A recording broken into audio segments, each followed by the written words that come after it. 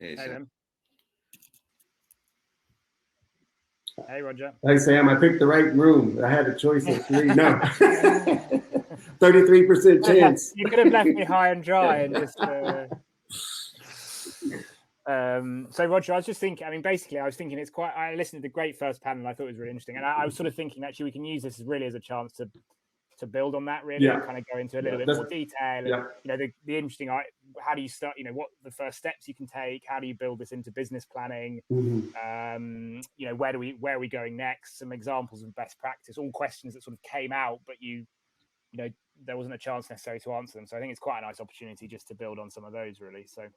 Yeah, that's what I was asking. I was hoping majority of the folks coming in had heard that setup, so that we can just keep going and don't have to backtrack on some things and build on that. And quite a bit there. I loved David with the FC team there. He really bringing in holistically. I mean, he has some really great ideas, and it actually generated benefit for the teams to kind of be moving in that direction. And I think that's where people really get excited.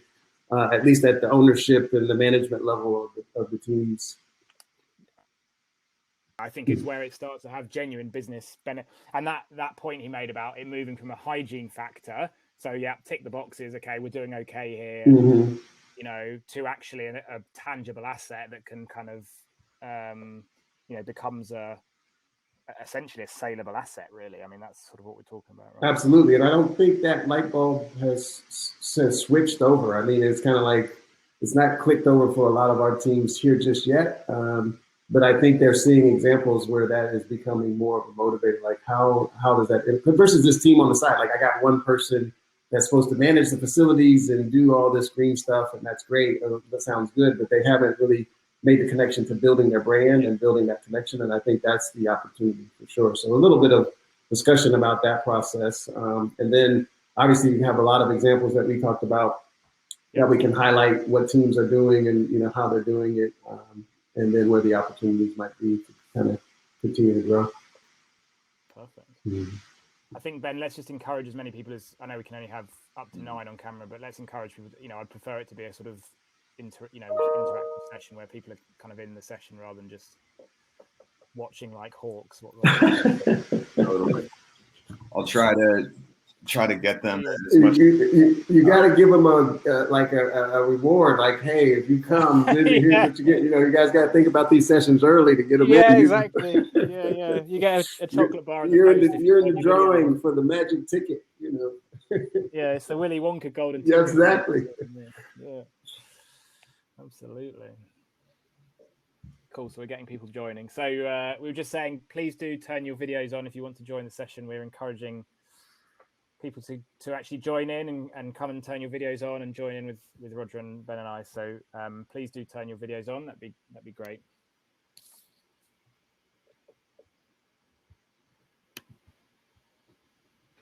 And also, if anyone has any questions, just for those that don't want to be on video, if you want to switch to the sessions chat, and if you have any questions and you want to put that in there for Sam and Roger, feel free to add in. And if you're having any issues or anything, feel free to direct message myself. But yeah, wow, we are getting a lot of people to join. So I think if Sam and Roger, if you want to start this workshop, feel free to go right ahead, and I'll put it on over to you guys. Thank you, Ben. So welcome to everyone that's watching. So look, we were just talking about how best to do this. I mean, we want it to be an interactive session, so please do kind of ask questions, ping them in the chat. We really wanted to use this as a chance to build on Roger's opening panel and to sort of dive a little bit more into some of the questions and I suppose come at some of the ideas that came through on that opening panel. So just briefly to introduce myself. So I'm Sam Shave. I work at thinkBeyond, who are the sister agency to Beyond Sport, so sister consultancy to Beyond Sport.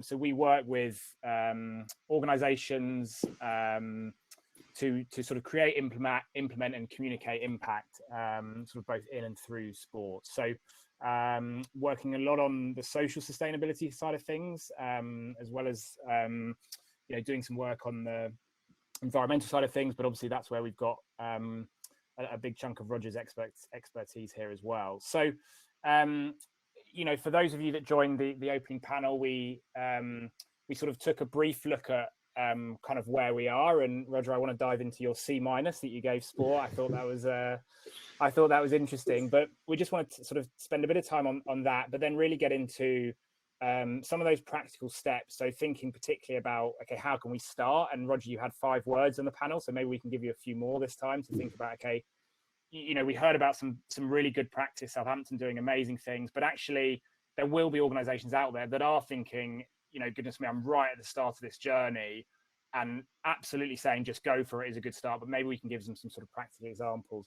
And then to dive into some case studies as well, and to sort of look at, okay, what is best practice here? What are people doing, or organizations doing that are great? So, Roger, just over to you briefly, and if you can sort of, I know you did a bit of scene setting, but maybe a little bit of scene setting and a couple of examples would be really, really fantastic, and we can sort of go from there.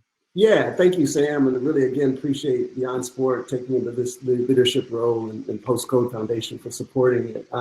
So I think building off what we said is, you know, especially for what's important to the audience, we may have a diverse audience out there, but I'm going to go from the perspective of the team inside the lines of this field or the stadium.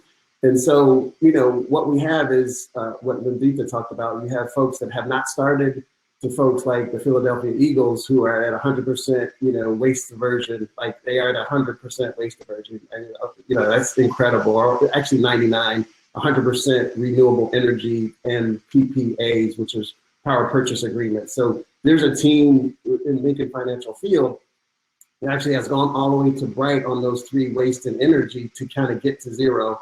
And then you have others, like I said, that have not started. So I think that the couple things to look at is, you know, what are the drivers? Like, where do we go to kind of get that inspiration? And what's on people's minds right now, especially in the US, is this COVID reentry. So I'm shifting away from climate, but it's important to think about this holistically, is what is important for that general manager? What's important for that operational team? What's important for the athletes and the fans is to re-engage in a safe and healthy mode. So that's number one. So anything we can do to bring innovation, technology, which lies on that operational platform, from HVAC to your procedures on getting folks back in, you know, to distancing and the different masks. So that's really important for us to understand, because that actually also is going to impact the environmental footprint that we're looking at, right? So that's where we pivoted and tried to figure out how do we support that. And then as we move into that comfortability of folks now starting to get back to a certain capacity, working with governmental agency, the WHO, the CDC, our friends out, you know, I don't know if you know, remember the Golden State Warriors, the NBA team, but they are actually leading on those standards to kind of get back from 35% to higher, because they are setting the highest standard to get fans and folks back into the stadium safely.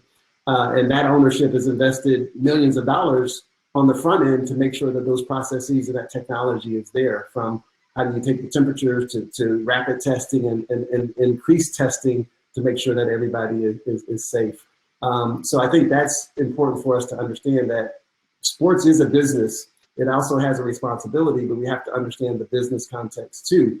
And then as we move into the secondary side, where athletes can build on top of their platform, and not just the brands themselves, is standing up for those ethical things that we talked about, right? So I think David at Postcode Foundation talked about this, the social injustices that are here. You can no longer ignore that as a owner or as a player. You know, you have to have a position, and positive position is to allow those athletes to have a positive voice, from gender equity to this whole social justice movement. You've seen that throughout sport demonstrated, from the jerseys they wear to what's on the field, to the give back into those philanthropic sides of the opportunity.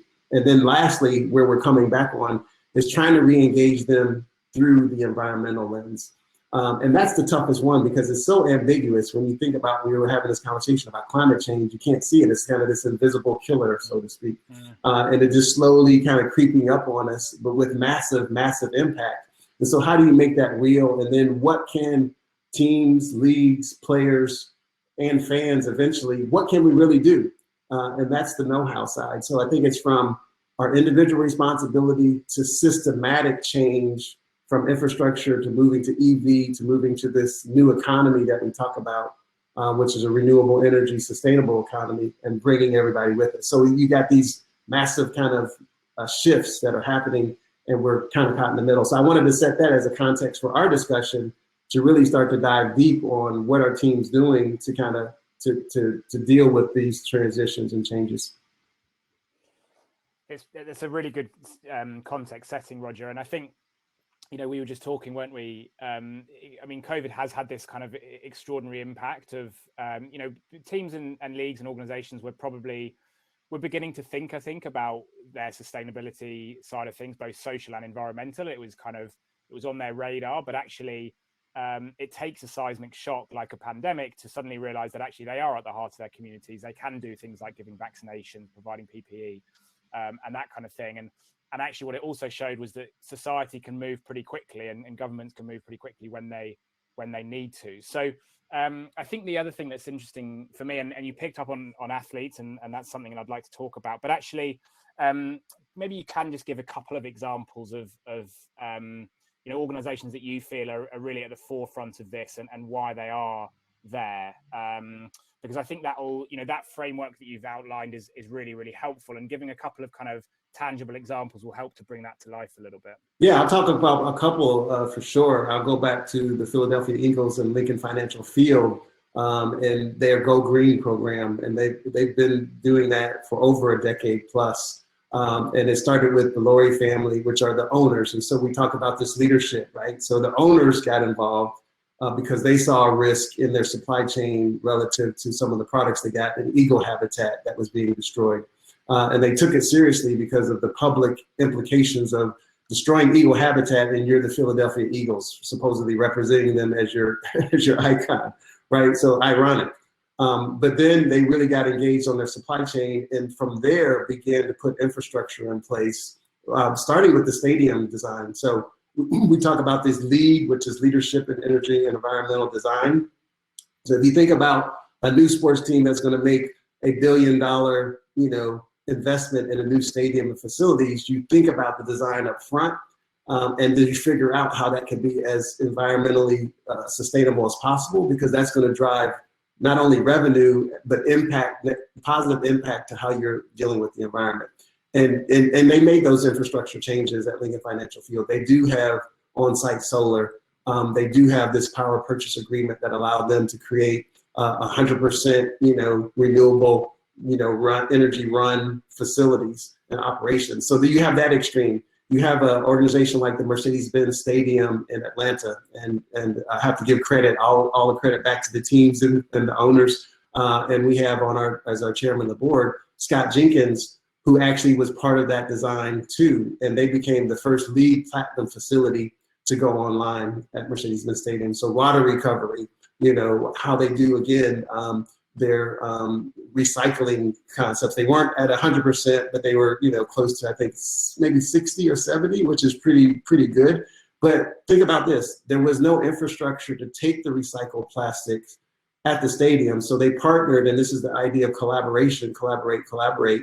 They created a business to support hauling that product into the recycling streams because it didn't exist. So the infrastructure, even within the community, didn't exist. So by doing that, that allowed others to use that infrastructure. So we're talking, it's not just the stadiums, it's the community and the government and others, businesses, for-profit, nonprofits, that have to all collaborate with this vision in mind of how do you make that work for the community, not just the sports stadiums. And I think when you start to work at that level around the Sustainable Development Goals framework and actually putting it into action, I think that's when you get the benefit of the whole community benefiting from that action and investment and that leadership. Mm. It's fascinating when you look at the best practice, and I would just add a couple more in there. I think there's a couple of interesting pieces which I'll come on to. One, just about this idea of that David from Southampton touched on, that Roger, we spoke about, but this idea of it moving from a hygiene factor, so something that you're saying, okay, we're ticking boxes here, we're saying this is okay, we're doing okay, to it becoming an asset. And I think it's a really interesting shift. And actually, to your point about how it starts to be taken, if not more seriously, maybe more at a management level, actually that's the movement that starts to need to be made. And a couple of examples I would pick up on. So the Ocean Race have developed a really, you know, sponsorship strategy, Racing with Purpose, that is fully focused on sustainability and actually looking at the outcomes of some of those things. They've said that has brought them in income that simply wouldn't have been there. And actually their whole sponsorship strategy is focused on sustainability. Now that's, maybe you might say, okay, well, that fits perfectly with the brand and that kind of thing. But actually, I think it's a really interesting demonstration where they have sort of gone, they haven't just put the toe in the water. They've actually spent, they've gone, right, we're going to go the whole way here and focus our entire strategy on that. A slightly different example, and this is maybe something about when we start to talk about kind of where we go from here, but the Paris Olympics, is going to be the first carbon neutral Olympics, and actually looking at what they've done, their sort of model is really based on, so they had the avoid, reduce, offset, which I think is a fairly typical model of looking at, okay, how do we avoid producing emissions? How do we then reduce what we are doing? And then how do we offset the rest? Actually, the two they've added to that, one is at the front, which is anticipate. So, okay, what do we think is going to happen here? And how do we, from 4 years out, or from, when they started this 5 or 6 years out, actually thinking about things in a much longer term. So rather than offsetting post the end of the Olympics, is starting to offset 5 years prior to the Olympics. Mm-hmm. And the last piece, which I think is probably the most interesting and speaks to the impact of sport, is what they've called mobilize. Mm-hmm. And it's this thing about sport has an ability, unlike a lot of other sectors, you would argue, commercial goods maybe, or FMCG goods maybe, but actually to really influence society. So actually, how are they using their platform? So it's not just about what they are doing, it's actually about how they are leading their employees, their fans, their OCGs, and all the rest of it, to actually kind of lead the way and use the platform of the Olympics to demonstrate what other people can do. Because this idea that actually the biggest shift that an individual can make is in their daily life, and sport has this unique platform to be able to do that. So they've launched an app called Climate Coach, which is actually an app that their employees can use on a daily basis to understand their own environmental footprint and how they can reduce it. So just again, a couple more examples of where organizations are really starting to push the boundaries on this. And just, Roger, getting your thoughts on that idea of sort of going back to the business side of things, and it's shifting from something that you sort of have to do to something that you want to do because there's business benefit for it. Can you just sort of expand a little bit on that and your thoughts on maybe how organizations can think about doing that and integrating it more into their day-to-day planning? Yeah, I'll talk about one more statistic. I started rolling off some of them, and it was two categories. It was today's consumers are becoming more eco-conscious, right? So we know a lot more with the advent of social media and seeing everything happen, and that consciousness is leading us to choice, which is the second piece, where consumers are supporting the environment with their wallets. And so, 72% of consumers are willing to pay a premium for brands that are sustainable and or environmentally responsible. So what that leads into is definitely your business model. And so that's a key piece that most people, because here's the real challenge is a lot of times the leagues are owned by individual owners, right? So the BlackRocks of the world, when you look at other consumer brands, you basically have shareholders who have influence in the decisions that you make. And so when I worked for Yum Brands, a big restaurant company, those major institutional investors were looking at principles for responsible investment and could put in shareholder proposals to say, you need to be working on X, Y, Z, which environment was a risk mitigation strategy to the business. And so that was a lever to kind of move folks. But when you're in the sports industry, typically you're not beholden because you do have a different business structure. So what is the drivers? And I think that's what we have to come back to, is that the fans can actually be drivers. Not only can you engage them, but they can engage on the other side and say, this is important to us. And so there was a survey that I think MBS, Mercedes-Benz Stadium, did with I talked about Scott Jenkins, and it was unbelievable with the MLS United Atlanta team, the soccer team there, which you guys call football, the soccer team there, had a huge, over 85 to 90% following to say this is really important to us around environmental, social sustainability. And I think the more of those messages go into the ownership and the management team, the more they want to look at it as a more integrated, holistic strategy that was talked about today, that it's not just something on the side where you invest in one person and talk about the lighting that you change. It's a holistic strategy that's really could drive your business long-term and the health and the loyalty of your business long-term. I think when we start talking in those dimensions and those metrics, then you're going to get a lot more people signing up, for commitments and moving forward. The last gap is there is risk kind of being the first ones in because you don't know what you don't know. I mean, they talk about 2030 and UNFCCC and, all these initiatives about getting to this kind of place of zero. And then there's no infrastructure. So no matter what you do in your stadium, where does that waste go? It's just going to go into a landfill no matter how much investment you have inside.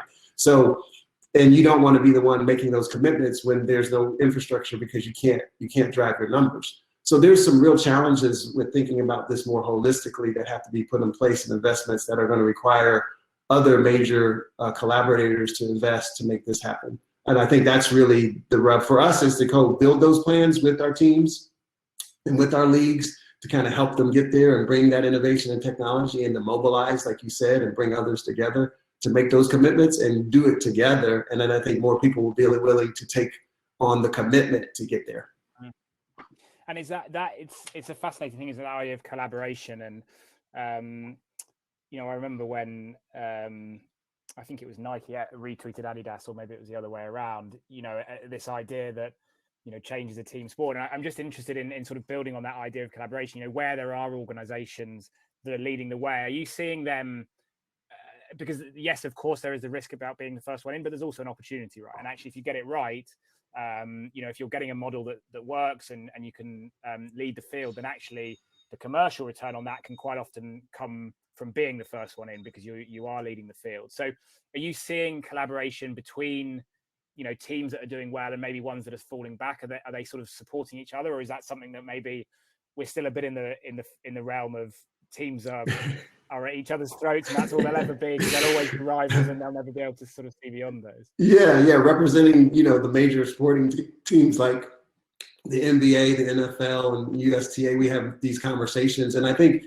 they still see sustainability as non-competitive, and they do share. And we have our summit, we had our virtual summit last year. We'll have a virtual summit this year in June 22nd and 23rd, and we have those conversations where we do share those best practices. So I think it's really a camaraderie where you can go across the aisle from NHL to NBA and talk about that. In fact, they share some of the same facilities where they compete, which makes it interesting because they can put influence, if they don't own those venues, on the venue owner to kind of say these things are important as a league for us as well. So I think there is that spirit of collaboration and sharing and best practice sharing. And then I just saw a question that popped up on the screen around lobbying and petition and kind of creating those systems. And us as the Green Sports Alliance, as a trade organization, we represent the leagues, the teams, and the collegiate folks that are part of our membership base. And we're not a lobbying organization because you have to be a certain type of organization to lobby. So we try to stay neutral, but we also like to leverage science and technology and talk about what's truth and what's right. So, we're very bold about where we need to go and that this is really important. But we don't definitely do any lobbying. And then as far as the carbon pricing for renewable energy, again, that's more in the political side of how laws are set and things are moved to kind of create some type of momentum. And I've heard different opinions on that. I think the biggest movement that I've seen from Dennis Hayes, who's kind of the founder of Earth Day, which is the largest movement in the world, right? Back in the late maybe 70s. It's 50-year anniversary last year. And what he told me was that we've done more by leveraging businesses in the way we have and with sports than we have with the carbon pricing, because just people can't agree on it. You've seen the division here in the US on many different issues.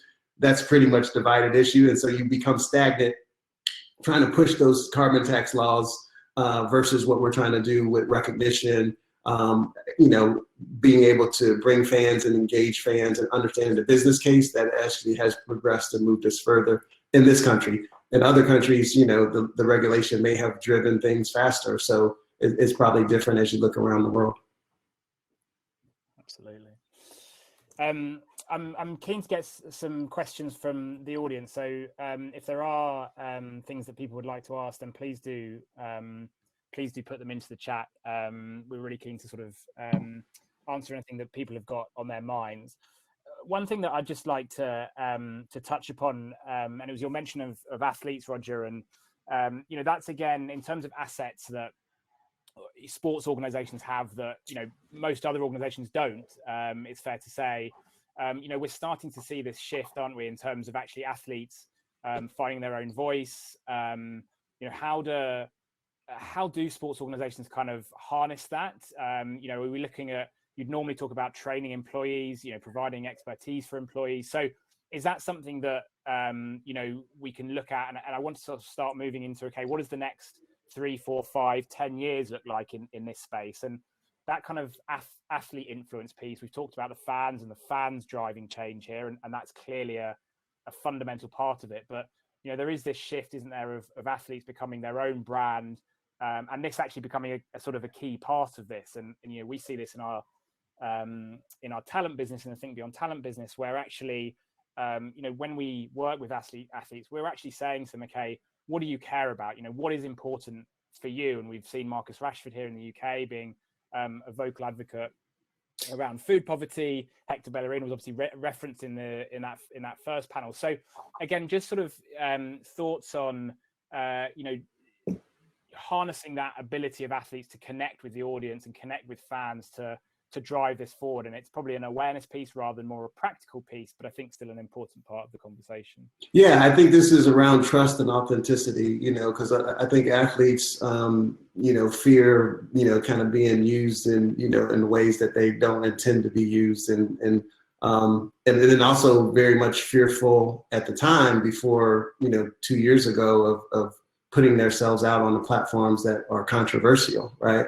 And so we saw the Colin Kaepernick effect, right? We understand that. Before that, it was Tommy Johnson, it was others, Tommy Davis, and I think it was Rob Johnson, that made a statement, and then they paid with their professionalism. Their careers were kind of stripped. And so even going all the way back to Muhammad Ali, where I'm in Louisville, Kentucky, of what happened when he stood up to kind of denounce the war at the time and not go. So I think that's still somewhat alive, but I think people have overcome that because I think the leagues have embraced that athlete standing up and have a voice, whatever that voice is. Is it mental health? Is it environmental justice? And to have an authentic platform. And so I think for us to enable that is to have things like our conference and to have open platforms like this, to have those athletes come in and share what they care about, and then collaborate with them to drive true impact. I think this is what David with Postcode was talking about, was what is the impact that we're trying to drive? What are the outcomes we want? And then galvanizing the movement and then laser beam focused on where we can make the impact to drive the impact and the change that we want to see. And we are under some constraints, right? Where the scientists are telling us, right? You can't keep having a debate and you keep talking about it. You got to do something. And for us is to bring those tools of action across the whole sports industry when we think about true measurement and true metrics, true understanding from a reporting internal, not just to share that external, but to have confidence with the teams and leagues to be able to understand what their challenge, and then to create plans that they can impact within their walls of the stadium and what they want to do within the community, so they can have a plan forward to kind of get to where they want to go. And that to us as going towards zero, right? Approximating to zero waste, zero water, use of zero watt energy impacts, and beyond. Fantastic. There's a question here from Neil. So can big sports organizations invest more in supporting smaller grassroots clubs to build sustainably, e.g. funding to add solar panels, turbines, etc., to small scale infrastructure projects, or other examples of this kind of model already in existence? Just on and Roger, I'll come to you in just a minute. The sort of, the big league supporting the grassroots happens, certainly in the UK around more social sustainable projects and programs. So the Premier League, as an example, do a significant body of work around, supporting the clubs in the EFL and the grassroots through a whole range of mechanisms, like the Football Foundation and a number of others. So that model of kind of, whether it's money or assets or resources or expertise, running through from the sort of professional major leagues into the grassroots, I think is a model that is already, certainly in the UK, is already in existence for some of it. I suppose my thought on it really is I'm not sure that necessarily many of the bigger organizations are quite in the position where they're so far ahead, or they're so impressive that they're actually in a position to be able to go, okay, this is how you should do it and this is the best way forward. So there's an element of sort of, yes, of course there's resource there to be able to support, but in terms of expertise, probably so many organizations are still finding their way in it that it's not quite there yet. But interested to hear your view, your sort of thoughts, Roger, on that idea of bigger organizations supporting grassroots in sustainability and being able to support their development. Yeah, I think there's some leaders in that area. I mean, one kind of shining beacon is Climate Pledge Arena, which was announced last year, I believe, and it's going to be the first net zero stadium, fully net zero, based on their region and location and where they can get sustainable energy sources. But they have that commitment. And then when we think about what does that mean for the communities, there's been community solar programs to help offset costs for those folks. When you're in the community and you're spending 30% of your income on your utilities, that's not a good place to be. And so when you think about the holistic view of the community, when a league or a team in that particular facility can support like a Bonneville Environmental Foundation to kind of help build that solar infrastructure for the community, to kind of, for those people in need and low income, that is super helpful. And those are the kind of collaborative projects that we can talk about. And that's really where those teams with their leadership and the leagues with their leadership can really expand on that, accelerate that, and actually magnify that, right? And I think that's where the thinking has to be. And I think those are some examples and some opportunities to do that kind of work. We're rapidly coming to the close of the session. They all seem to fly by, I think. But we've got a question from Prem around, should Tokyo 2020 be happening? And given COVID, slightly maybe off topic, but Roger, I'm intrigued as to just thinking about the Olympics and within the sort of spectre of COVID, kind of what is your, as an interesting point, what are your views on that and ensuring it happens, and the important role they have to play in kind of leading sport, I suppose, in this space? Because I think the IOC are doing a good job, a brilliant job, and as I mentioned Paris earlier, but just as a real kind of, as a leader in this space, interested to get your thoughts on that. Yeah, we learned a lot by, working with leagues last year when it was really, unknown, right? And so I think the league that really showed the best was their collaboration with ESPN and Disney when the NBA created the bubble. And they had really strict rules on each of the athletes and the folks that were going to be in the bubble, including the production teams and the camera crews that were actually bringing the production live to folks to be able to see it.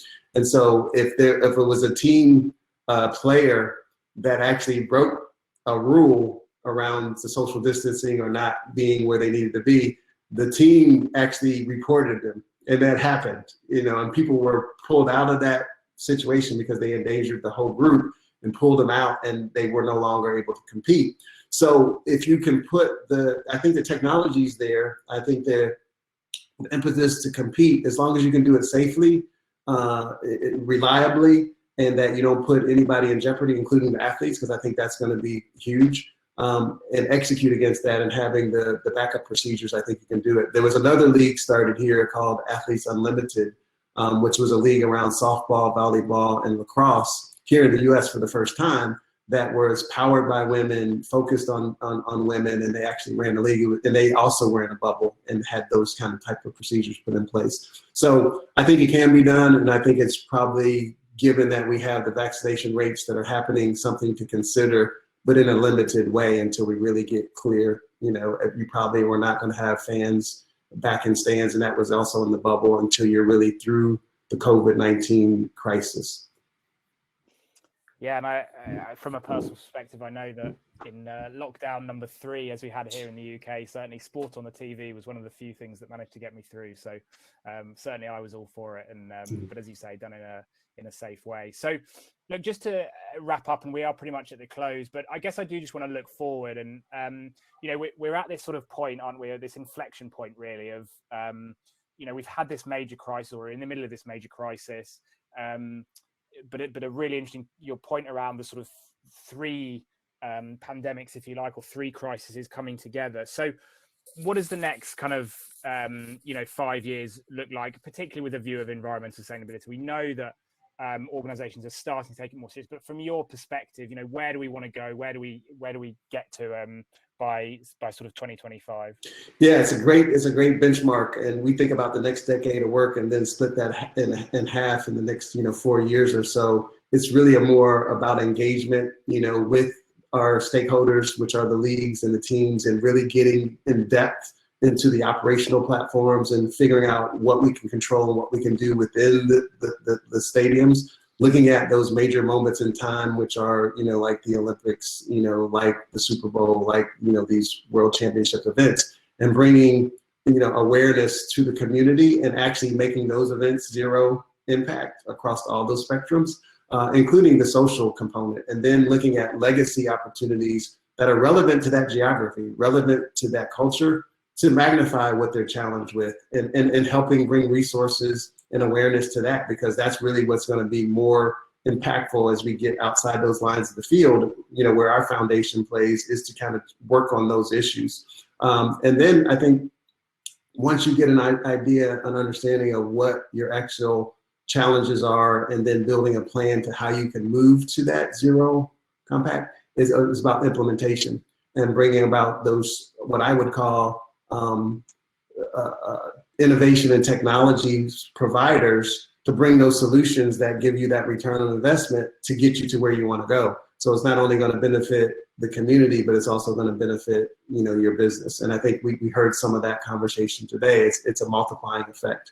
And then I think we galvanize the working with yourselves and what you guys do on the social side and what we do on the environmental side, bringing that innovation and technology and bringing the whole industry in that direction, and giving credit back to those folks that are doing it. Because, we don't own the stadium, we don't own the team. We're kind of that convener and can share it, and we can be ubiquitous in the way we do it, so it's not competitive, and drive the heck out of those targets, once we can kind of get that momentum. Yeah. Brilliant. And this idea of moving from sort of, do no harm to do good. And I think this idea of actually shifting beyond, okay, we're not making a negative impact, we're actually now making a positive impact. And that's obviously from the social sustainability side of things. And, a big part of the work we do, obviously. But as you say, actually, okay, how do we really harness the opportunity that sport has to go beyond and actually do sort of a really positive piece of work. So, Roger, thank you very much for spending the time with us today. It's been a really insightful sort of hour or so, and looking forward to doing plenty more work in the future. Sam, and thank you, everyone. Yeah, Sam, it was a pleasure. It was a pleasure. I look forward to working with your organization. thinkBeyond is obviously fantastic, and so I look forward to working with you guys in the future. Fantastic. Awesome. Thanks, guys. Great workshop. Awesome stuff. So we're having our last session to start very shortly on the stage. We're having Will Flint from Energym, and Radha Balani is interviewing him. So if everyone wants to go back to the stage, we will be wrapping up this forum. Thanks again, guys. Thanks, Ben. Have a good one, Sam. Be in touch. Thanks again. Bye-bye.